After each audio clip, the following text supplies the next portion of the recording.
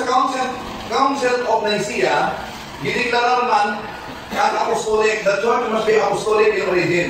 Tungkol kay aning hilino na, doon na mga palihan nila ni Kibuloy na umanalo, na nagkulong-kulong lang, nagdeklara na sila hayagan sa Espiritu Santo, nanudlo na, o kananaan sa iyo kapagtulunan. Muna, ang simbahan, nagdeklara na the church founded by Christ must be apostolic in origin.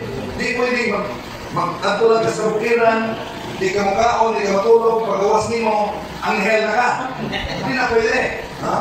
So, must be apostolic. There must be unbroken line of succession connecting us sa mga apostolis.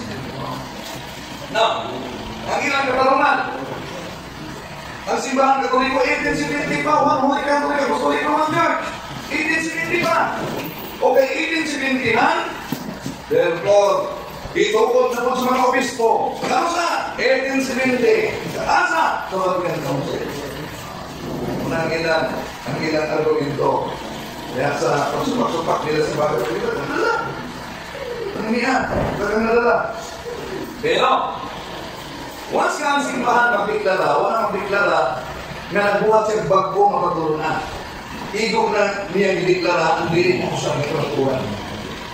So, 1870, opisyal na di mausap pagkaturunan na ang simbahan ang naninig mga marka. One Holy Catholic Apostolic Roman Church. Apan bisang wag manikiklara ang simbahan na hukot naninig mga marka. Ano naman? Una, sa Catholic ang lahat. Kinsamay, kagubuton nga ang iyang simbahan. Hablo ni Catholic. Ginoo. Kung sa iyang ingon, Marcos, Kapitulo 11, versikulo 17, nag-ingon ang kasulatan, ang balay sa akong amahan, pagkatawag kong balay alampuanan sa tibok kalibutan. Balay alampuanan sa tibok kalibutan. Kung saan ang balay? Unang Timoteo 3:15, ang balay mo ang iglesia sa Diyos. Haligi katukuran sa kamaturan. So kung ang balay iglesia sa Diyos, o nag-ingon ang kasulatan, ang akong balay, pagkatawag kong balay alampuanan sa tibok kalibutan, then therefore the church founded by Christ must be Catholic in nature. Universal.